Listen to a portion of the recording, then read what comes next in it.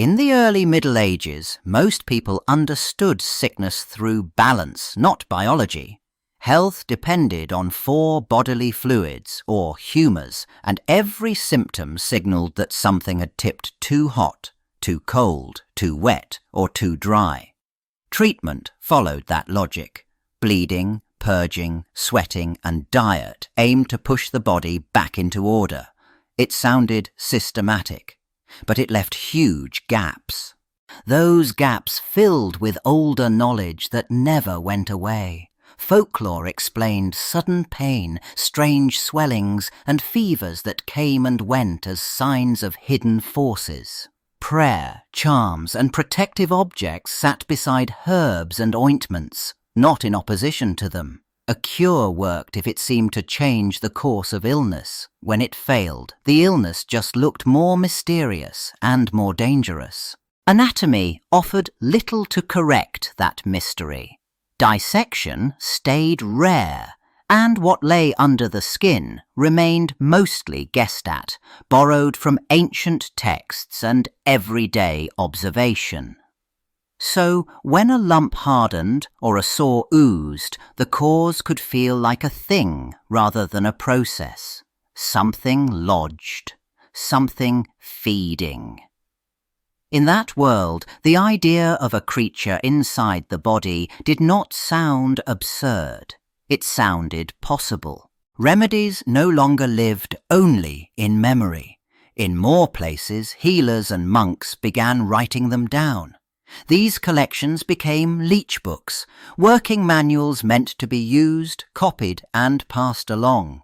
They listed what to gather, how to prepare it, and when to apply it. The change mattered. Once a cure sat on a page, it could travel farther than any single healer ever could. But the writing did not separate religion from treatment. It welded them together. A recipe might begin with herbs and animal fat, then required a spoken formula, a sign of the cross, or a timed action tied to a holy day. The page treated these steps as one chain, not 2. If the words got results, they belonged beside the salve. The book made the ritual part of the medicine. That created a new pattern. Practical cures and charms shared the same authority because they shared the same ink. Copyists repeated both with equal care, and readers learned them as a single method. The written format also made remedies more exact, measures, sequences, warnings, and repeated lines that stayed stable across copies. Over time, this habit of recording everything encouraged more detailed claims about what sickness contained and how it had to be drawn out. As bestiaries spread, animals stopped being just wildlife and started acting like a moral and medical language. People learned to read a creature as a message, what it ate, where it lived, what it touched. The toad fit perfectly. It stayed low to the ground. It appeared in damp, decaying places, and it looked wrong to human eyes. That look mattered. It signalled corruption made visible. Writers tied the toad to poison, not through chemistry, but through reputation. The toad became a warning label for what soured, blackened, and infected. Its skin seemed swollen and lumpy, so swelling in the body gained a new symbol to cling to. The logic ran in one direction. If a creature looked diseased, it belonged with disease, and if it carried poison, it belonged wherever poison gathered. That symbolic link pushed into medicine. A lump, a sore, an unexplained growth stopped being only a problem of flesh and fluid and started looking like a site of contamination. The toad offered a shape for that fear. It gave illness a face and a culprit. Poison became an imagined resident, corruption became an intruder, and swelling became a sign that something alive had taken hold. The toad turned meaningful, and meaning turned medical. In time, the language in remedies shifted from hint to declaration. A swelling stopped being described only as hot, wet, or corrupted. It became a place where something sat. Certain texts described tumors and stubborn sores as if they held a toad or a small toad-like thing sealed under the skin. The goal changed with that idea. Relief no longer meant calming the lump. It meant removing a creature. This was not a metaphor on the page. The toad appeared as an explanation for why a growth stayed hard, why it returned, why it seemed to pulse with its own life. Healers treated the swelling as a kind of nest. If the toad stayed inside, the body stayed under attack. So the sore had to be handled in a way that made sense for an animal, not just an injury. It had to be made ready to come out. That belief pushed practice in a new direction. A healer no longer aimed only to dry, cool, or drain. The task became to draw the hidden thing toward the surface, then get it out before it sank back. Some instructions even implied the toad resisted, as if it clung to the flesh. Tumors and ulcers turned into a contest of control. The patient waited for a sign that the creature had moved. Once the idea of a toad living inside a swelling took hold, the next step followed almost automatically. It had to be brought out. That required more than simply easing pain. Healers turned treatment into a procedure with a beginning, a middle, and an expected result. They pressed on the lump, then prepared poultices meant to soften and loosen. They measured time. They repeated steps. The point was not to destroy the thing inside, but to persuade it to move. Heat became one of the first tools of coaxing. Warm compresses and heated stones were applied in careful cycles, as if the swelling could be encouraged to open. Ointments followed, greasy mixtures that clung to the skin and promised to draw corruption outward. Some recipes insisted on particular herbs, not because of anatomy, but because each ingredient carried a reputation, pulling, thinning, ripening. When the lump changed, when it reddened, softened, or leaked, that shift looked like proof that the lure had worked. Then the protocols added a final layer, words and bait. Spoken formulas were used like instructions given to an unseen animal, repeated at set moments so the method felt controlled. Other cures staged an offer. A bit of food, a scented paste, something placed near a small opening in the skin, so the hidden toad seemed to have a reason to approach the surface. Every element served the same goal. It turned a mysterious illness into an extraction that could be attempted step by step. As towns grew and warfare pressed harder, more people needed help that worked fast.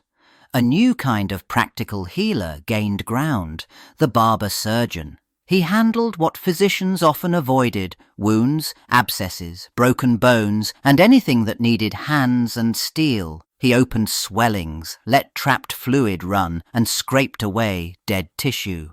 Results looked immediate, but they raised a question that never went away. If something came out, what exactly was it? That question fed the toad story instead of killing it. A swollen lump that softened under heat and poultices often burst, and thick matter followed. To some, that discharge proved the hidden creature had been driven from its nest, so cutting and coaxing began to mix. A surgeon might heat and bait first, then lance when the swelling rose. Practical steps stayed the same, but the explanation changed, and patients expected a creature at the end. The tension sharpened because the knife did not always finish the job.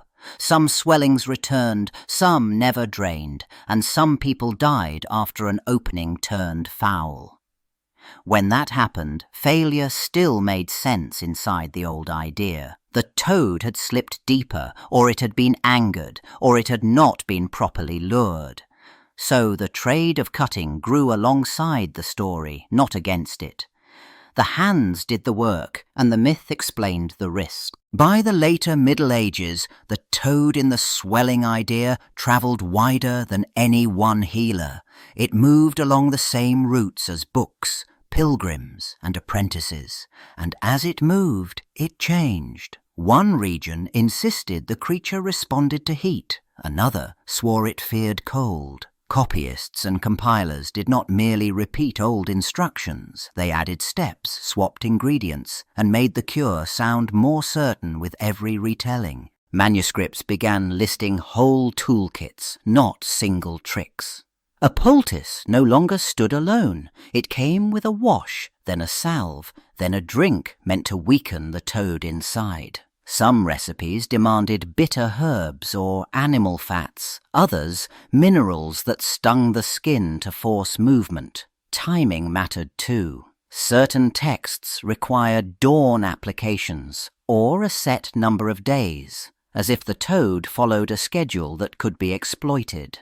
With extra steps came extra rules. Some instructions forbade speaking during the process, or warned that doubt could drive the toad deeper. Others banned particular foods, sex, or strong drink until the extraction finished, turning a treatment into a brief discipline. A few versions threatened that mistakes invited relapse, even a second creature. The method kept spreading, but it hardened into local habits. The belief survived by becoming many beliefs. As printing spread, these remedies no longer lived only in scattered handwritten copies. They appeared in small, affordable books that travelled farther and reached more people. That changed the toad-in-the-tumor idea. A recipe that once varied from village to village started to look fixed on the page. The same steps, the same ingredients, the same promises, repeated again and again. The press did not invent the belief, it multiplied it. Print also changed who read.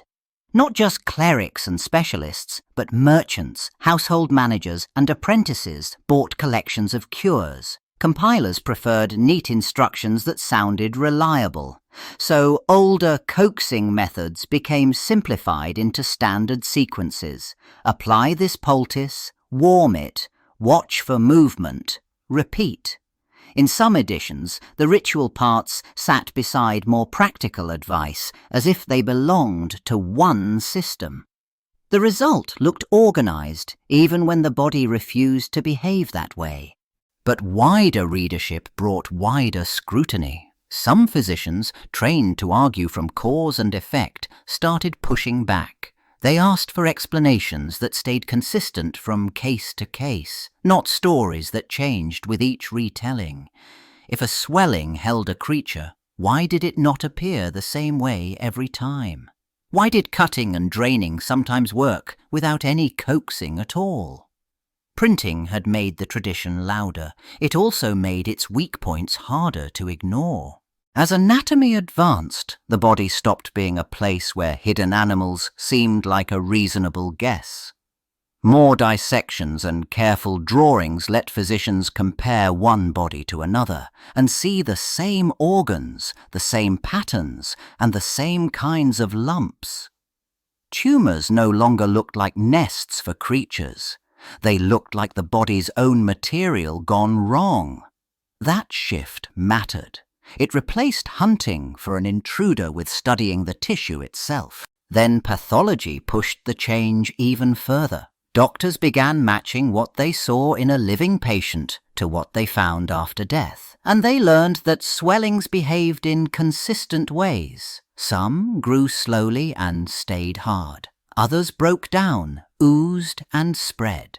The cause did not need a toad to explain it. The cause could be growth, decay, blockage, or injury inside the body. The old extraction rituals started to sound like a story, not a mechanism.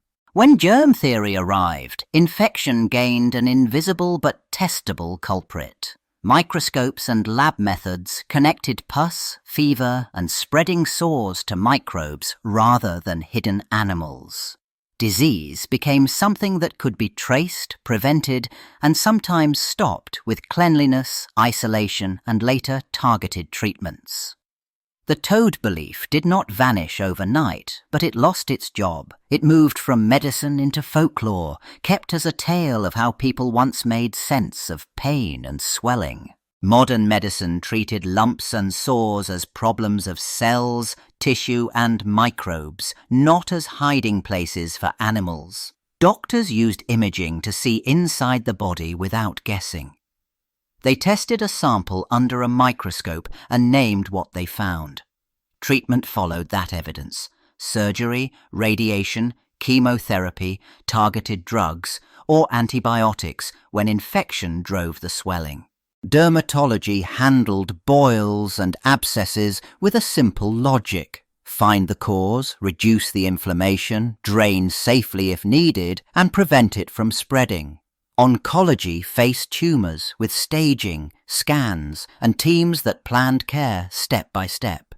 Each move aimed at measurable change. The old promise of coaxing something out lost its main support. It never produced proof.